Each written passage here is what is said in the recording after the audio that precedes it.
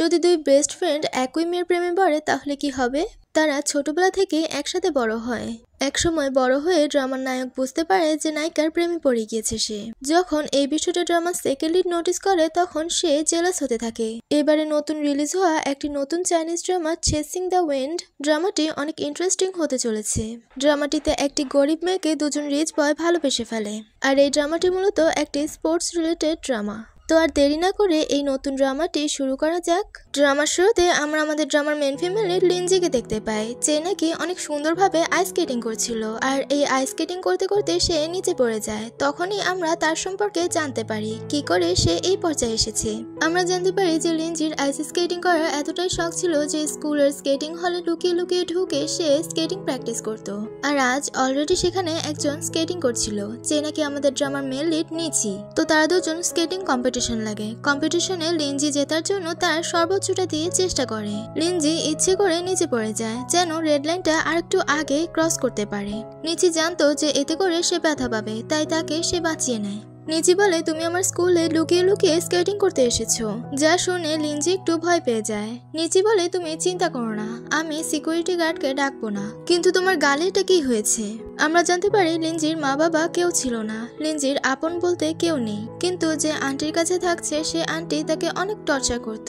নিচি শুধু তাকে জিজ্ঞাসা করে যাচ্ছিল যে তোমার মুখের অবস্থা, তোমার চুলের অবস্থা। কিন্তু লিনজি সত্যটা বলতে চায় না যে তার আন্টি তাকে অনেক টর্চার করেছে। লিনজি যা যা বানিয়ে বলেছে তাই নিচি বিশ্বাস করে নিয়েছে। নিচি তার গ্রুপের সব স্কেটারদের দেখানোর জন্য নিয়ে যায়। নিচি বলে, তুমি এখানে পার্টিসিপেট করে বোনাস জিতে নিতে পারো। যা শুনে লিনজি অনেক এক্সাইটেড হয়ে যায় পার্টিসিপেট করার জন্য। এরপরের দিন নিচি লিনজির হয়ে পার্টিসিপেট করার জন্য তার মাস্টারের কাছে অনেক রিকোয়েস্ট করছিল। নিচি তার মাস্টারকে এত রিকোয়েস্ট করেছে যে এরপর তার মাস্টারকে লিনজির স্কেটিং দেখার জন্য যেতে হয়। লিনজি স্কেটিং করতে করতে নিচে পড়ে যায়, কিন্তু সে হার মানে না। সে আবার উঠে আবারও স্কেটিং দেখায়, যা দেখে মাস্টার ইমপ্রেস হয়ে যায়। মাস্টার ফিসফিসিয়ে বলতে লাগে যে অনেক ভালো হয়েছে। তখনই নিচি বলে ওঠে যে মাস্টার রাজি হয়ে গিয়েছে। মাস্টার ব্যাপারটা অস্বীকার করতে চাইলেও নিচি বলে যে আমি শুনে ফেলেছি। এরপর দিন লিনজি সত্যি সত্যি ট্রেনিং নেওয়ার জন্য এসে পড়ে। আর মাস্টার তাদেরকে ইনস্ট্রাকশন দিচ্ছিল যে কি করে কি করতে হবে। মাস্টারের ছেলে ফ্যাংছাও এসে লিনজিকে স্কেটিং শুজ দিয়ে বলে যে আমাকে নিচি বলেছিল যে তোমার স্কেটিং শুজ নেই। লিনজি বলে নিচি কোথায়? ফ্যাংছাও বলে নিচি বাইজিং শহরে যাওয়ার উদ্দেশ্যে রওনা দিয়েছে। যা শুনে লিনজি মনে করে নেয় যে নিচি অনেক তাড়াতাড়ি গিভ আপ করে নিয়েছে। এরপর দিন তারা সবাই যখন জগিং করছিল তখন গাড়ির জানালা দিয়ে নিচি তাদেরকে দেখছিল। নিচি এখানে আর নাও আসতে পারে। নিচির ফ্যামিলি বাইজিং শহরে চলে যাচ্ছে, তাই নিচিকেও তার ফ্রেন্ড সার্কেল ছেড়ে বাইজিং শহরে চলে যেতে হচ্ছে। লিনজিকে মাস্টারের ঘরে নিয়ে আসে। লিনজিকে ফ্যাংছাও আর ফ্যাংছাওর মা অনেক সুন্দরভাবে ওয়েলকাম করে। লিনজিকে শাই ফিল করতে দেখে মাস্টার তাকে বলে, তুমি এটা নিজের বাড়ির মতো মনে করতে পারো। আর ধরে নাও আমি তোমার বাবা আর সে তোমার ভাই। মাস্টারের wife Mrs Fang new year festival উপলক্ষে একটি রেড এনভেলপ দেয়। লিনজির না চাওয়া সত্ত্বেও ফ্যাংছাও আর ফ্যাংছাওর মায়ের রিকোয়েস্টের কারণে তাকে অ্যাকসেপ্ট করতেই হয়। কিন্তু তারা দুজন যখন সেখান থেকে চলে যায় তখন লিন এই টাকাটা সেখানেই রেখে দেয়। মাস্টার তার ওয়াইফকে বলে, লিনজির মা ছোটবেলায় মারা গিয়েছে আর লিনজির বাবা জুয়া খেলায় আসক্ত হয়ে গেছে। এখন তার খোঁজ খবরও নেই, তার খেয়াল রাখার জন্য কেউ নেই, তাই আমি তাকে আমার সাথে নিয়ে এসেছি। মিসেস ফ্যাং বলে, এর আগের বার যখন লিন এসেছিল তখন আমি তার সাথে শুতে পারিনি, এবার আমি তার সাথে শুব, তো তোমাকে গিয়ে সোফায় শুতে হবে। বেচারা মাস্টারের আজ আর তার বউর সাথে শোয়া হলো না। লিনজি এসে যখন জিজ্ঞাসা করে যে তুমি তোমার বালিশ নিয়ে কোথায় যাচ্ছ, তখন মাস্টার কোনো রকমের বাহানা বানিয়ে সোফায় শোয়ার জন্য চলে যায়। মিসেস ফ্যাং লিনজিকে বলে, আমি একটি ডিপার্টমেন্ট স্টোর কিনেছি, এর পরের বার তুমি তোমার সাইজের জামা কাপড় নিয়ে নিও। যা শুনে লিনজি অনেক খুশি হয়ে যায়। এবারের নিউ ইয়ার ফেস্টিভ্যালে লিনজি তার মাকে অনেক মিস করছিল। লিনজির কান্নার আওয়াজ শুনে মিসেস ফ্যাং জেগে যায়। মিসেস ফ্যাং বুঝতে পারে যে তার মাকে সে মিস করছে। মিসেস ফ্যাং লিনজিকে মায়ের মতো করে সান্ত্বনা দেওয়া ছাড়া আর কিছুই বাকি ছিল না। লিনজি আইস স্কেটিং করতে করতে এখন সে বড় হয়ে গিয়েছে, আর তার পার্টনার ফ্যাংছাও তাকে তার রেকর্ড বলে। লিনজি ছাউর থেকে 2 সেকেন্ড পিছিয়ে ছিল। তখনই ফ্যাংছাওর মনে পড়ে যে আজ তো মায়ের বার্থডে আছে। লিনজি বলে, মাস্টার আমাকে বলেছিল তার ওয়াইফকে সারপ্রাইজ দেওয়ার প্ল্যান করেছে। ছাও বলে, ড্যাড তো আমাকে এই সম্পর্কে বলেইনি। লিনজি বলে, দেখতে থাকো, তুমিও জেনে যাবে। তারা 4 জন একটি হোটেলে এন্ট্রি করে। লিনজি বলে, এখানকার টাইম লিমিটেড, তো তোমাদের 3 মিনিটের মধ্যে সব খাবার খেয়ে হজম করতে হবে, তো তোমরা কি প্রস্তুত? লিনজি আর ছাও তারা দুজন যেভাবে কাজে লেগে পড়ে তাদের মা বাবা দুজনকেও কাজে লাগিয়ে দেয়। আর খাওয়ার আগে তারা সবাই এক্সারসাইজ করে নেয়। তারা সবাই এত খাবার খেয়েছে যে তারা আর খেতেই পারছিল না। লিনজি তার বাবাকে জিজ্ঞাসা করে যে তুমি কি আর খাবে, আরো 1 ঘন্টা তো বাকি আছে। মাস্টার বলে তুমি খেতে চাইলে খাও, আমি আরেকটু খেলে তো বমি করে দিব। কিন্তু তারপরও লিনজি খাবার খেতে বলছিল। সবাই সবার মতো মুখ ফিরিয়ে নিয়েছে, কিন্তু লিনজি থামে না। লিনজি আরো বেশি করে খায়, লাইক আমার মতো। যখন আমি আমার ফেভারিট খাবার পাবো তখন পেট বলবে না আর মন বলবে হ্যাঁ। আপনাদের সাথেও কি কখনো এমনটা হয়েছিল? লিনজি তার মাস্টারকে মাসাজ করে দেয়, কিন্তু ছাওকে এমন মাসাজ করেছে যে সে পাবলিক প্লেসে চিৎকারও করতে পারছিল না। যখন রাতের 12টা বাজে তখন মিসেস ফ্যাংকে সবাই মিলে বার্থডে উইশ করে। এরপরের দিন ছাও তার মায়ের হাতে স্যুপ নিয়ে আসে লিনজির জন্য। স্যুপটা লিনজিকে তাড়াতাড়ি করে খেয়ে নিতে বলে, কারণ এই স্যুপটা বাসে করে আনতে গিয়ে অনেক হিমশিমে পড়েছিল। ছাও বলে মম ড্যাড তারা দুজন এয়ারপোর্টে গিয়েছে কেউ একজনকে পিক আপ করার জন্য, কিন্তু আমি বলতে পারছি না যে তারা দুজন কাকে পিক আপ করতে গিয়েছে। এরপর লিনজি যখন একা একা স্কেটিং করছিল তখন লিনজিকে সেভাবেই কম্পিটিশন করতে বলে যেভাবে তার চাইল্ডহুড ফ্রেন্ড নিচি বলেছিল। এই কম্পিটিশনেও লিনজি হেরে যায়। লিনজিও চিনতে পেরে যায় যে এ আর কেউ না, এই হলো তার হারিয়ে যাওয়া সে চাইল্ডহুড ফ্রেন্ড নিচি। লিনজি নিচিকে চিনতে পেরে তাকে বলতে লাগে যে তুমি বাইজিং শহরে কেমন ছিলে, কোথায় ছিলে, কি করেছিলে। নিচি বলে সবকিছুই ঠিক আছে, কিন্তু এবার তোমাকে একটু ডিফারেন্ট লাগছে, তোমাকে এবার একটু কনফিডেন্ট দেখাচ্ছে। লিনজি বলে হ্যাঁ, আমিও নিজের খেয়াল নিজে রাখতে শিখে গিয়েছি। তখনই সেখানে কেউ একজন তাদের উপর লাইট মেরে বলে যে তোমরা কে। সে আর কেউ ছিল না, সে ফ্যাংছাও ছিল। তারা সেখানে ফ্যাংছাওকে নিয়ে দুষ্টামি করতে থাকে। হোস্টেলে কিছু বয়েজরা গসিপ করছিল যে ছোটবেলায় মনে হয় নিচির বাবার টাকা বেশি হয়ে গিয়েছিল, যার কারণে তাকে বাইজিং এ নিয়ে পড়াশোনা করিয়েছে, আর এখন টাকা শেষ হয়ে গিয়েছে, সাথে সাথে হোস্টেলে চলে এসেছে। এসব কথা শুনে লিনজির নিজের ছোটবেলার কথাই মনে পড়ে গিয়েছিল। লিনজি যাওয়ার সময় ফ্যাংছাওর সাথে দেখা হয়ে যায়। ফ্যাংছাওকে জিজ্ঞাসা করে যে নিচির রুম কোথায়। ফ্যাংছাও বলে সে তো স্টোর রুমে থাকছে। এবার লিনজি মনে করে নেয় যে নিচিকে কেউ রুমমেট না বানানোর কারণে সে ওখানে থাকছে। ফ্যাংছাও লিনজিকে এভাবে নিচির রুমের দিকে যেতে দেখে বলে যে সে তো একা থাকতে স্বাচ্ছন্দ্য বোধ করে, তাই সে ওই জায়গাটা বেছে নিয়েছে। লিনজি তো নিচির রুমে সব পরিষ্কার করা জিনিসপত্র এনে সব ধোয়া মোছা করা শুরু করে দিয়েছে, আর নিচিকে বলতে লাগে যে আমরা আজ থেকে এই জায়গাটা পরিষ্কার করে একসাথে থাকবো। নিচি বলে তুমি এত টাকা খরচ করছো কেন, তোমার কাছে তো অনেক কম টাকা আছে। লিনজি বলে আমার টাকা আমি খরচ করেছি, এটা আমার মর্জি। নিচি বলে কিন্তু আমি তো এখানে কিছুক্ষণের জন্য থাকছি। লিনজি বলে কিছুক্ষণের জন্য থাকছো, তাহলে ভালোটাতেই থাকো। তারা দুজন মিলে রুমটা পরিষ্কার করে নেয়। লিনজি জানালার পাশে একটি টব সাজায় আর নিচিকে বলে এটা সময় মতো যত্ন নিতে।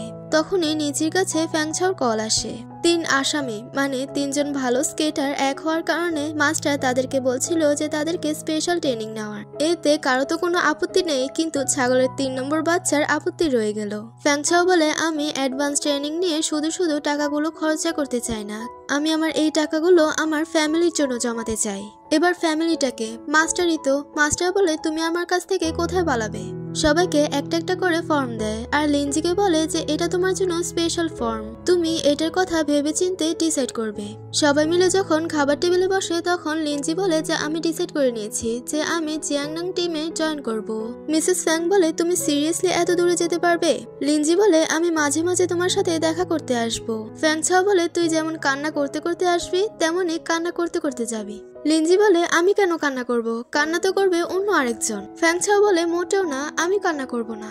এরপর দিন লিনজি তার 2 বডিগার্ডের সাথে শপিং মলে এন্ট্রি করে। তারা যে জিনিসপত্রগুলোর দাম কম বা সস্তা সেই জিনিসপত্রগুলো নিচ্ছিল, আর 2 ভাই বোন তো শপিং মহলে শপিং করতে গিয়ে হাঙ্গামা বাজিয়ে রেখেছিল।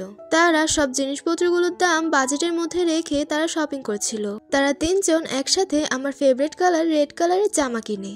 নিচি ফ্যাংছাওকে বলে তুমি না বলেছিলে তুমি ওয়াশরুমে যাবে। আসলে লিনজির সাথে আলাদা করে কথা বলার জন্য ফ্যাংছাওকে এখান থেকে তাড়ানোর চেষ্টা করছিল। ফ্যাংছাও বলে কই, আমি তো এমনটা বললামই না। বেচারা সরল সোজা ফ্যাংছাওর ওয়াশরুমের কথা শুনে ওয়াশরুম পেয়ে গেল, আর নিচি লিনজির সাথে কথা বলার চান্স পেয়ে গেল। নিচি লিনজিকে জিজ্ঞাসা করে যে তুমি এত টাকা বাঁচাচ্ছ কেন। লিনজি বলে টাকা বাঁচানো ভালো, তাই আমি টাকা বাঁচাচ্ছি। নিচি বলে আমি তোমাকে কিছু একটা জিজ্ঞাসা করতে চাই। এদিকে মিসেস ফ্যাং আর মাস্টার তারা দুজন লিনজিকে নিয়ে গসিপ করছিল। মিসেস ফ্যাং মাস্টারকে বলে যে লিনজিকে এত দূরে পাঠানোটা কি ঠিক হলো। মাস্টার বলে আমি লিনজিকে সব রকম ফ্রিডম দিতে চাই, সে লাইফে এগিয়ে যাক, আমি এটাই চাই। আর মিসেস ফ্যাংকেও মানতে হয়। নিচি লিনজিকে জিজ্ঞাসা করে যে তুমি এখান থেকে দূরে চলে যেতে চাও কেন। লিনজি বলে আমি এখানেও বোনাস পাচ্ছি আর ওখানেও টাকা পাচ্ছি, তো ওখানে তো যাবই। কিন্তু লিনজি এটা বলে না যে তাকে যেন কারো কাছে হাত না পাততে হয়, তার জন্য সে টাকা বাঁচাচ্ছে আর তার টাকা ইনকাম করার এত শখ। নিচি তাকে বোঝানোর চেষ্টা করে যে তুমি এত দূরে ক্লাবে জয়েন হওয়ার জন্য যেও না, কিন্তু লিনজি কোনো রকমে হার মানতে চায় না, সে তার কথায় অটুট থাকে। নিচি বলে যদি তুমি আবারও দূরে চলে যাও তাহলে তো আমরা আবারও দূরে হয়ে যাব, কিন্তু লিনজি মানে না। লিনজি সেই দিনটার কথা মনে পড়ে যখন নাকি তাকে তার আন্টি বলেছিল যে তোমার মা কি তোমার জন্য টাকা রেখে যায় না। লিনজি বলে হ্যাঁ, আমার মা আমার জন্য টাকা রেখে যায়নি। লিনজিকে এই টাকার জন্য কত অপমান হতে হয়েছিল তখন, আর এরপর থেকে লিনজির শখ অনেক টাকা কামানো। লিনজি বলে তুমি চিন্তা করো না, আমি তোমার সাথে সপ্তাহে এসে দেখা করব। যদি তুমি আমার সাথে দেখা না করতে আসো তাহলে আমি ছুটির দিনে তোমার কাছে দেখা করতে যাব। তাদের দিনগুলো অনেক মজা চলে যাচ্ছিল আর তারা অনেক দুষ্টুমি করছিল। এইভাবেই তাদের দিনগুলো পার হয়। সেই সময়টা এসে পড়ে যখন নাকি লিনজি তার ফর্ম রেজিস্ট্রেশন করবে। লিনজি তার রেজিস্ট্রেশন ফি দিতে গিয়ে দেখতে পায় যে নিচি তার রেজিস্ট্রেশন ফি আগেই দিয়ে দিয়েছিল। তাই লিনজি নিচির কাছে গিয়ে সে রিসিপ্টটা দেখিয়ে বলে যে তুমি আমার টাকা জমা দিয়ে দিয়েছো কেন। নিচি রিসিপ্টটা ছিঁড়ে ফেলে দেয় আর বলে যে এটা আমার ইচ্ছা ছিল, তাই আমি তোমাকে টাকা দিয়েছি। কিন্তু লিনজি বলে আমি তোমাকে তোমার টাকা ফিরিয়ে দেব, আস্তে আস্তে আমি তোমাকে সব টাকা পাওনা শোধ করে দেব। আর আমি তো এখানে বেশি দিন থাকছি না, তাহলে তুমি আমাকে কেন টাকা দিচ্ছ। নিচিকে নিচির টাকা লিনজি ফিরিয়ে দেবার ব্যাপারটা নিচির কাছে একটু ভালো লাগে না। এরপর লিনজি যখন তার ক্লাবের দিকে যাচ্ছিল তখন অপরিচিত একজন এসে তাকে ডিস্টার্ব করতে লাগছিল, যা দূর থেকে দাঁড়িয়ে দুই বডিগার্ড দেখে ফেলেছিল। নিচি আর ফ্যাংছাও তারা দুজন পেছন থেকে এসে ওই ছেলেটাকে ধরে ফেলে। লিনজির দুই বডিগার্ডকে দেখে এবার তো তার অবস্থা খারাপ, তাই সেখানে দাঁড়িয়ে থেকে আর দেরি না করে সেখান থেকে কেটে পড়ে। তারা দুজন লিনজিকে জিজ্ঞাসা করে যে তুমি কি ঠিক আছো। লিনজি বলে আমি ঠিক আছি। তার সেখানে কথা বলতে বলতে তাদের নতুন কোচ মিস হানকে দেখতে পায়।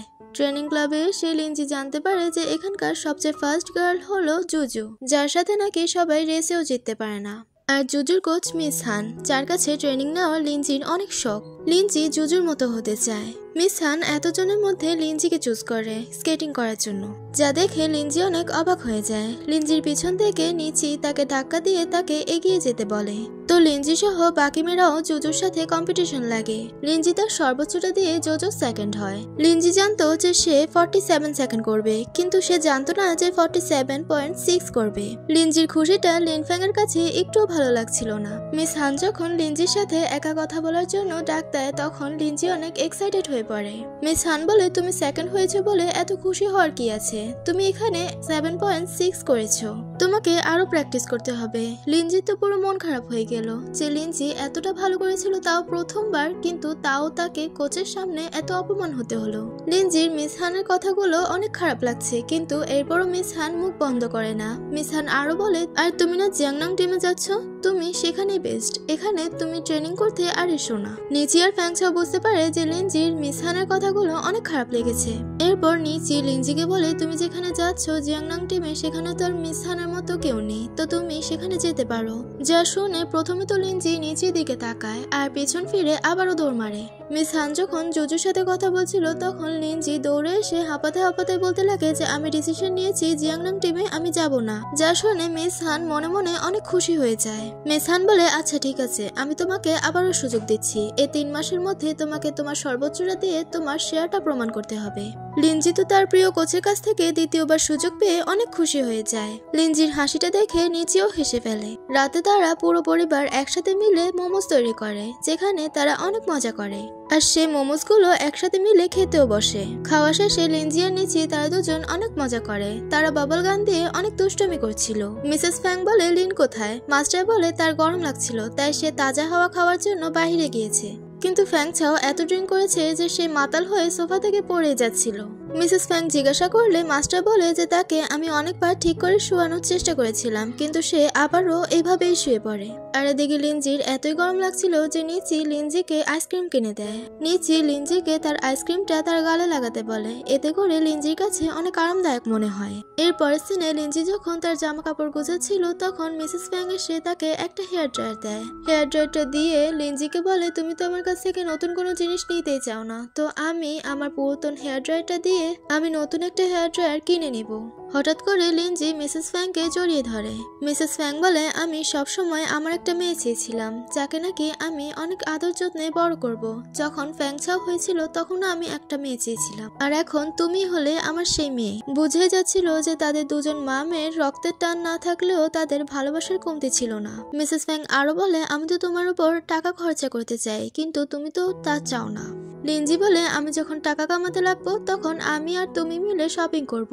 এরপর দিন লিনজি তার হোস্টেলে চলে আসে, কিন্তু সে জানতো না যে তার রুমমেটরা কারা। লিনজি তার সাথে একটা কিউট নাইট ল্যাম্প আনে। লিনজি নাইট ল্যাম্পটির দিকে তাকিয়ে মুচকি হাসে। আর এদিকে নিচি আর ফ্যাংছার রুমমেট আর কেউ না লিন ফ্যাংই হয়। সবাই সবার নিজ নিজ কাজ করছিল, কিন্তু লিন ফ্যাং বসে বসে তার চিপস খাচ্ছিল আর তার মাকে দিয়ে সব কাজ করাচ্ছিল।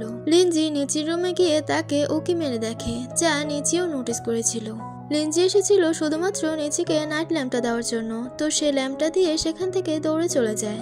এরপর মিস হান যখন সবাইকে ট্রেনিং করতে বলে তখন লিনকে ডেকে এনে আলাদা করে বলে যে তোমাকে ফাউন্ডেশন ট্রেনিং করতে হবে।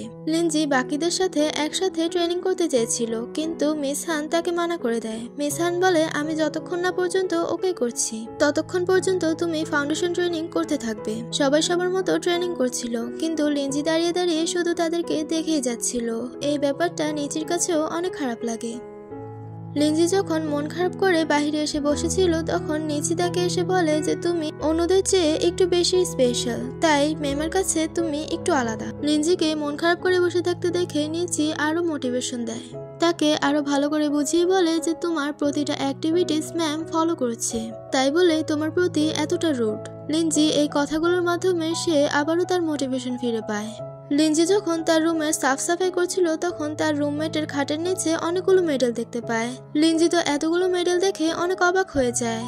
তখনই সেখানে জুজু আর তার সাথে দ্বিতীয় রুমমেট এসে পড়ে। লিনজি তো জুজুকে দেখে অনেক ভয় পেয়ে যায়। জুজুকে বলে, আমি তো আমার মোবাইলটা চেক করছিলাম। দ্বিতীয়জন লিনজিকে বলে, জুজু এমনই, তার সাথে আমার থাকতে থাকতে অভ্যাস হয়ে গিয়েছে, তোমারও থাকতে থাকতে তার সাথে অভ্যাস হয়ে যাবে। আসলে আমাদের রুমে একটা বেড খালি থাকতোই, কারণ জুজুর বিহেভিয়ার কেউই পছন্দ করতো না। জুজু সবাইকে ঘুমিয়ে যেতে বলে, কিন্তু লিনের ভাবনা চিন্তা এখনো জুজুকে নিয়েই ছিল, যে জুজু এখন তার আইডল হয়ে গিয়েছে। ফ্যাং ছাও নিচির কাছে এত কিউট একটা নাইট ল্যাম্প দেখে তাকে জিজ্ঞাসা করে যে তুমি ওকে কিউট জিনিসপত্র ব্যবহার করা শুরু করে দিয়েছো। নিচি বলে, এটা আমাকে লিনজি দিয়েছে। আর লিনফ্যাং তো শুধু গেম খেলাতেই ব্যস্ত ছিল। এরপর দিন নিচি লিনজিকে কোথাও নিয়ে যাচ্ছিল।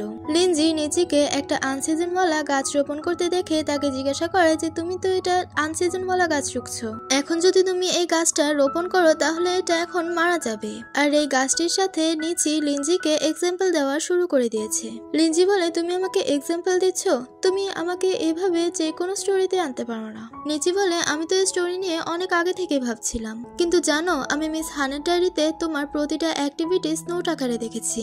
যা শুনে লিনজি তো অনেক অবাক হয়ে যায়। লিনজি বলে, তুমি কি করে দেখলে তার ডায়েরি? নিচি বলে, যখন মিস হান আমার অ্যাক্টিভিটিস গুলো আমাকে দেখাচ্ছিল তখন আমি 2 পৃষ্ঠা আগে গিয়ে তোমার অ্যাক্টিভিটিস গুলো নোটিস করেছি।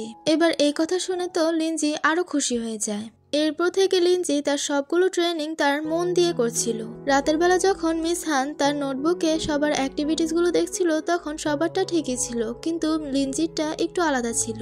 তাই মিস হান মাস্টারকে কল করে, আর মাস্টার মিস হানের কল পেয়ে তাকে জিজ্ঞাসা করে যে সবকিছু ঠিক আছে, ফ্যাং ছাও কি আবারও কোনো একটা গড়বড় করেছে? মিস হান বলে, না, সবাই ঠিকই করছে। নিচি আর ফ্যাং ছাও তারা দুজন ঠিক মতোই আছে, কিন্তু লিনজিকে ঠিক লাগছে না, লিনজি একটু ডিফারেন্ট। মাস্টার বলে, সে এরকমই, আপনি চিন্তা করবেন না, আমি তাকে আদর দিয়ে বাদর বানিয়ে ফেলেছিলাম, তাই সে এরকম হয়ে গিয়েছে, কিন্তু সে অন্যদের চেয়ে একটু স্পেশাল। মিস হান বলে, আমি লিনজির ব্যাপারে কথা বলার জন্যই আপনাকে কল করেছিলাম, এছাড়া সবকিছু ঠিকই আছে। এদিকে মিস হান তাদের এত প্র্যাকটিস করেছে যে লিনজি আর ফ্যাং ছাও তারা দুজন অনেক ক্লান্ত হয়ে পড়ে, কিন্তু নিচির তো কোনো ক্লান্তিই নেই। তারা দুজন বুঝতে পারছিল না যে তারা এত ক্লান্ত হয়েছে, কিন্তু নিচি কেন ক্লান্ত হয়নি। প্র্যাকটিস তো সবাইকে একসাথে করিয়েছিল। নিচি যখন লিনজিকে তার রুমে নিয়ে যায় তখন লিনজির রুমমেট ঝাওয়াও মনে করে নেয় যে নিচি হতে পারে লিনজির বয়ফ্রেন্ড, তো সেও বাহানা বানিয়ে চলে যায় যে তারও বয়ফ্রেন্ডের সাথে দেখা করতে হবে। লিনজি ইয়াওকে বুঝাতে চাইছিল যে নিচি তার বয়ফ্রেন্ড না। ইয়াওর সাথে কথা বলতে গিয়ে নিচির উপরেই ভুলবশত পড়ে যায়, এতে করে সেখানে একটা রোমান্টিক সিন ক্রিয়েট হয়ে যায়, কিন্তু তারা অকওয়ার্ড হয়ে একে অপরের কাছ থেকে দূরে সরে যায়। লিনজি জিজ্ঞাসা করে যে তুমি কি আমাকে কিছু বলবে। নিচি চেয়ার নিয়ে বসে পড়ে। নিচি তাকে মোটিভেশন দিয়ে বলে যে তুমি কম্পিটিশনে সিলেক্ট হয়ে যাবে, তুমি এত চিন্তা করো না। লিনজি বলে তুমি আমাকে জীবনের লক্ষ্যটা চিনিয়ে দিলে, যদি তুমি সেদিন আমাকে গ্রুপে জয়েন হওয়ার কথা না বলতে তাহলে আমি আমার জীবনের লক্ষ্যটা চিনতেই পারতাম না। আমার জীবনের লক্ষ্য চিনিয়ে দেবার জন্য তোমাকে ধন্যবাদ। নিচি আর লিনজি তারা দুজন মন দিয়ে প্র্যাকটিস করে। যখন টিফিন টাইম আসে তখন লিনজির চিকেন খেতে ইচ্ছে করছিল আজ, তাই লিনজি নিচি আর ফ্যাংচাওর কাছে রিকোয়েস্ট করে বলে যে আমাকে চিকেন এনে দাও। কিন্তু আজ তো চিকেন অনেক কম পাওয়া যাচ্ছে, কিছু সংখ্যক মানুষই চিকেন পাচ্ছে। প্রথমে তো লিনজির জন্য দুজনের মধ্যে একজনও চিকেন আনার জন্য রাজি হচ্ছিল না, কিন্তু লিনজিকে স্যাড হতে দেখে ফ্যাংচাও বলে যত কিছুই হোক না কেন আমি তোর জন্য চিকেন আনবই। নিচি লিনজিকে নিজে চিকেন পিসটা দিয়ে বলে যে তুমি এটা খেতে পারো। এদিকে ক্যাপ্টেন হান আবার জুজুকে অনেক লাইক করত। আজ ক্যাপ্টেন হান ভেবেছিল যে জুজুকে আজ চিকেন পিস খাওয়াবে। ক্যাপ্টেন হান যখন চিকেন পিস নেওয়ার জন্য ক্যান্টিনে যায় তখন একই সময় ফ্যাংচাও উপস্থিত হয়। এখন চিকেনের সংখ্যা অনেক কমে গিয়েছে, তাই এখন যদি চিকেন নিতেই হয় তাহলে ফ্যাংচাওকে ক্যাপ্টেন হানের কাছে যেতে হবে। কিন্তু ক্যাপ্টেন হানের কাছে গিয়ে জানতে পারে যে সে জুজুর জন্য চিকেন নিচ্ছে। এবার ফ্যাংচাও গিয়ে ক্যাপ্টেন হানের টেবিলে উপস্থিত হয়, তাও নিজের খালি প্লেটটা নিয়ে। যা দেখে ক্যাপ্টেন হান ফ্যাংচাওর উপর অনেক রাগ ওঠে। রাগটা শুধু শো করতে পারছিল না জুজুর জন্য, তাই সে অনেক বিরক্তি হয়। ফ্যাংচাও যখন ক্যাপ্টেন হানের কাছে রিকোয়েস্ট করে চিকেন চায় তখন ক্যাপ্টেন হান তাকে মানা করে দেয়। কিন্তু যখন জুজুকে দেখে যে তার প্লেট থেকে ফ্যাংচাওকে তার চিকেন দিয়ে দিচ্ছে তখন জুজুর মন রাখার জন্য ক্যাপ্টেন হানকে তার সবগুলো চিকেন পিস দিয়ে দিতে হয়। ক্যাপ্টেন হান বলে সমস্যা নেই, খাও খাও। আর এটাকেই বলে চালাকি। হিহি। কোথায় ভেবেছিল একটু রোমান্টিক হবে, কিন্তু কাবাবে হাড্ডি হয়ে ফ্যাংচাও তার চিকেনগুলো নিয়ে সেখান থেকে চলে গেল। ফ্যাংচাওর তো পুরো এক প্লেট চিকেন দেখে লিনজি আর নিচি সবাই অবাক হয়ে যায়। আর কিভাবে এক প্লেট চিকেন জিতে নিয়েছে সেই গল্পই এসে নিচি আর লিনজির কাছে শেয়ার করছে। তারা দুজন তো হাসতে হাসতে শেষ হয়ে গিয়েছে, না মানে এখনো জীবিত আছে চিকেন খাওয়ার জন্য। লিনজি তো চিকেন পেয়ে এবার মজা করে খেতে লাগে। এই দেখে ফ্যাংচাও বলে যাও আমি তোমার জন্য প্রতিদিন চিকেন আনবো। এবার ঝাওয়াও জুজুকে বলছিল যে তুমি কম্পিটিশনে এবার পার্টিসিপেট করো না, তাহলে আমরা যে খাবারগুলো তোমাকে দেয় সে খাবারগুলো আমরা খেতে পারবো। জুজু বলে যদি আমি কম্পিটিশনে পার্টিসিপেট নাও করি তাহলেও তোমরা যদি আমার জায়গাটা না নিতে পারো। কথায় কথায় না বলে সেখান থেকে চলে যায়। আর এই সবকিছু লিনও শুনছিল। লিনজি ঝাওয়াওকে বলে তুমিও ন্যাশনাল কম্পিটিশনে পার্টিসিপেট করতে পারো। ঝাওয়াও বলে আমার স্কিলস অতটাও ভালো নয় যতটা ভালো জুজুর। তাও লিনজি বলে যতই হোক তুমি পার্টিসিপেট করতেই পারো। ঝাওয়াও বলে তুমি কি আমার সাথে মজা করছো? জুজু সবার চেয়ে কতটা ফাস্ট, কিন্তু তাও সে ন্যাশনাল কম্পিটিশনে টপ 8-এ আছে। তাহলে ভাবো আমি কি? আমি তো কিছুই না। লিনজি বলে তাহলে আমার অবস্থান কত? ঝাওয়াও বলে এটা তোমার কোচেরই জানা আছে, কোচের কাছে তুমি কতটা ভালো। এবার ঝাওয়াও আর জুজুর কথা শুনে লিনজির পুরো মত পাল্টে যায়। জুজুর মেডেলগুলোর দিকে তাকিয়ে তারও সেই মেডেলগুলো জেতার শখ জেগে গিয়েছে। আর মনে মনে ডিসিশন নিয়ে নেয় যে যত কিছুই হোক না কেন সে এই মেডেলগুলো জিতেই ছাড়বে। এরপর থেকে লিনজি তার প্র্যাকটিস মন দিয়ে করে আর কম্পিটিশনে পার্টিসিপেটও করে। এবারে ন্যাশনাল কম্পিটিশনের উইনার জুজুই হয় আর সেকেন্ডে আসে হান। জুজু তার বক্তব্যের কিছু লাইনে বলে যে আমার কোচের কারণে আমি এই পর্যায়ে আসতে পেরেছি। এবার তো লিনজি জুজুকে তার আইডল বানিয়ে ফেলে। লিনজি জুজুকে পানির বোতল দিয়ে তাকে কংগ্রেস করে। লিনজি কিছু বলতেই নিবে, কিন্তু এর আগে জুজু তাকে থামিয়ে দিয়ে বলে যে তুমি তোমার কোচের উপর নির্ভর থেকো। তখনই জুজুর হাত টেনে হান তাকে তার সাথে ছবি তোলার জন্য নিয়ে যায়। হান তার সাথে ছবি তুলে অনেক খুশিও হয়ে যায়। এরপর জুজুর পিছন পিছন হান তার কিছু ফ্রেন্ডদের নিয়ে হাঁটছিল। তারা জুজুকে কিভাবে সারপ্রাইজ দিবে ওটা নিয়ে তারা গসিপ করছিল। আর এই তিনজনের কথা শুনে ফ্যাংচাওর মনে হয় কিছু একটা তো ঘটতে চলেছে। এরপর সিনে আমরা হানকে দেখতে পাই যে নাকি জুজুর জন্য চারপাশটা অনেক সুন্দর করে সাজিয়েছে তাকে প্রপোজ করার জন্য। লিনজি, নিচি, ফ্যাংচাও আর এরা তিনজন উকি মেরে দেখছিল। হান জুজুকে গিফট করার জন্য লিমিটেড এডিশনের জুতো নিয়ে আসে। হান বলে আমি জানি এই জুতোগুলো তোমার অনেক পছন্দ হবে, তাছাড়া তোমার অন্য কোনো জিনিসপত্র এমনিতেও পছন্দ হয় না, আর আমি এই সময়টার জন্য দীর্ঘ 5 বছর অপেক্ষা করেছি। জুজু বলে তুমি কি বলতে চাইছো, পরিষ্কার করে বলো। হান বলে ও আমি তো তোমার সাথেই চ্যাম্পিয়ন হয়েছি তাই না। জুজু তাকে কংগ্রেস করে বলে এছাড়া আর কিছু। এবার হান যত কিছুই হোক না কেন অন্য কোনো কথার দিকে না ঘুরে ডাইরেক্ট প্রপোজ করে দেয়। জুজুকে সবাই প্রপোজটা একসেপ্ট করতে বলছিল। এরা তিনজন তো এই মোমেন্টটা ফুল এনজয় করছিল। লিনজি জুজুকে দেখে বলে যে আমার মনে হয় না যে তার উপর জুজুর ইন্টারেস্ট আছে। আমার মনে হয় জুজু রিজেক্ট করে দিবে তাকে। এমনিতেও তাকে দেখে বোঝা যাচ্ছে যে সে কোনো রিলেশনশিপে আসতে চায় না। ফ্যাংচাও লিনজির সাথে একমত হয়, কিন্তু তারও একটু আশা ছিল যে জুজু তাকে রিজেক্ট করবে না। হান জুজুকে বলে, আমি তোমাকে সত্যিই লাইক করি, তুমি কি আমার গার্লফ্রেন্ড হবে?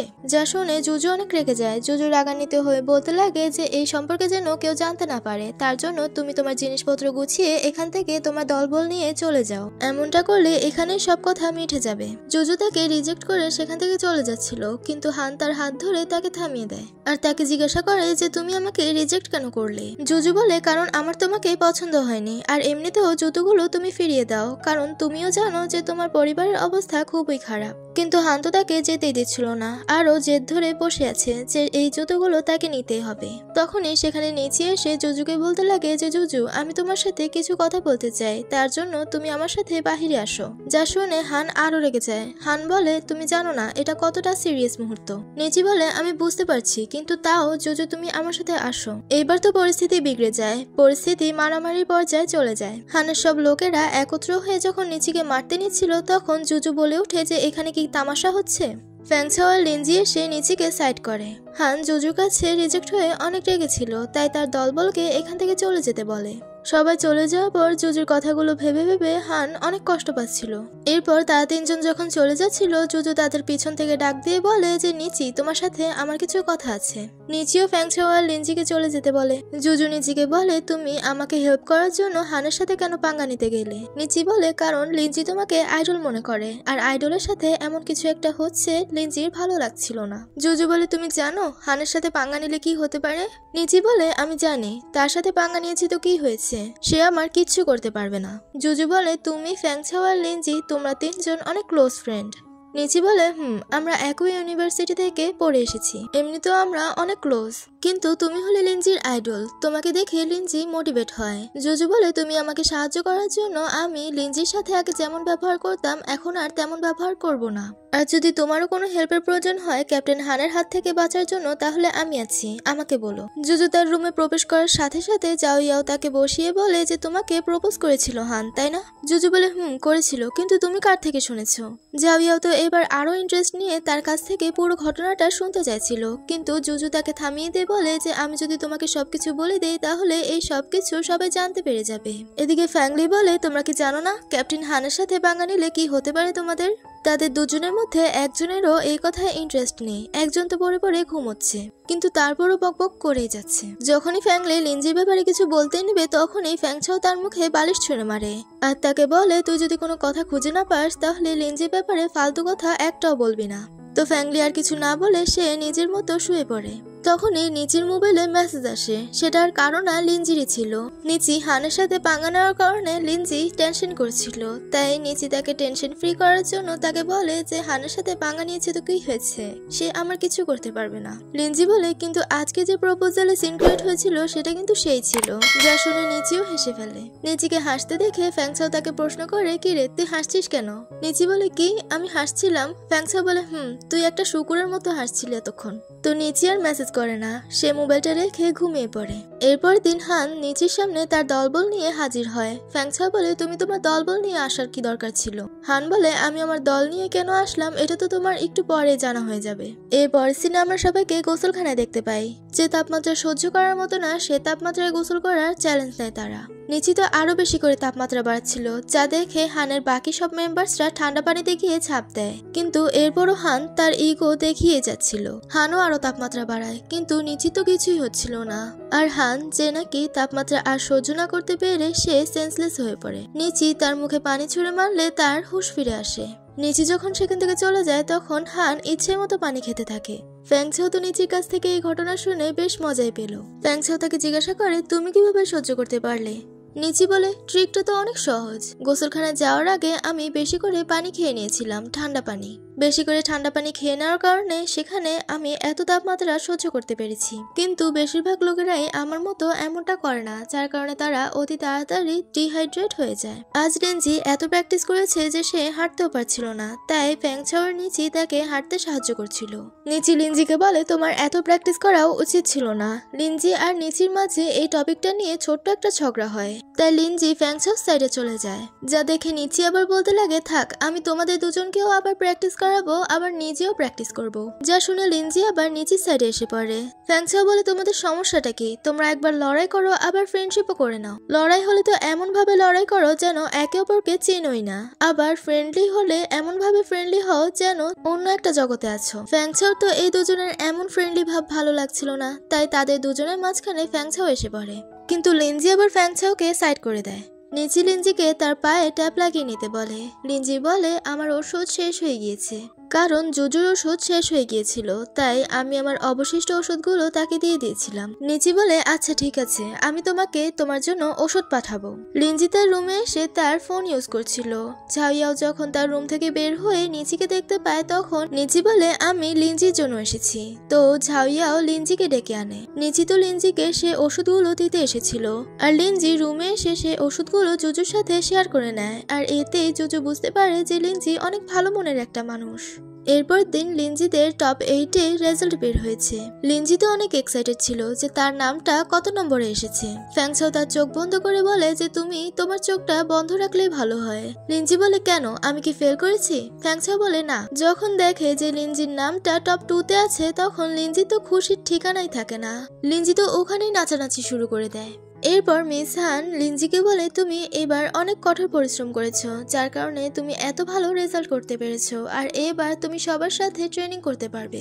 লিনজি তো মিস হানের কথা শুনে আরো খুশি হয়ে যায়, আর তাকে বলে, আমি কি আপনাকে হাগ করতে পারি? এটা বলে হাগ করে বসে। আর মিস হানও এবার তাকে বকা দেয় না। মিস হান ফ্যাংচাওকে বলে, তুমি কি এবার 1000 মিটারের ট্রেনিং করতে পারবে? যা শুনে ফ্যাংচাও একটু চুপ হয়ে যায়। যাওয়ার সময় তো লিনজি মিস হানকে love you, miss you, tata, bye bye করতে করতে যাচ্ছিল। তারা তিনজন এত খুশি ছিল যে তারা ডিসিশন নেয় যে অনেক মজা করবে এর পরের দিন। তো সেটাই হয়, এর পরের দিন তারা পার্কে অনেক মজা করে।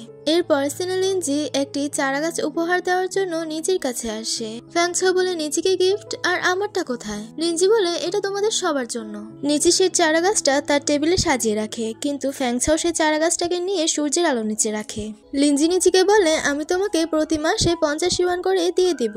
আসলে আমার ওই কয়েক মাস টাকা ছিল না, তাই আমি তোমাকে দিতে পারিনি। নিচি বলে, তোমার টাকা না দিলেও সারবে, আর যদি দিতে চাও তাহলে তোমার ধীরে ধীরে দিলেও হবে। লিনজি বলে, যতই হোক আমি তোমার টাকা তোমাকে সময় মতো ফিরিয়ে দেব। যদিও লিনজির সে সামর্থ্য ছিল না। নিচি তো সবকিছুই বুঝতে পারে, আর এর মাধ্যমে পার্ট 1 শেষ হয়। আর আমার এই 2 মাস কোনো ভিডিওই আপলোড করা হয়নি, তার জন্য আপনাদের কাছে অনেক দুঃখিত। এবার থেকে আপনাদের জন্য আমি রেগুলার ভিডিও আপলোড করব।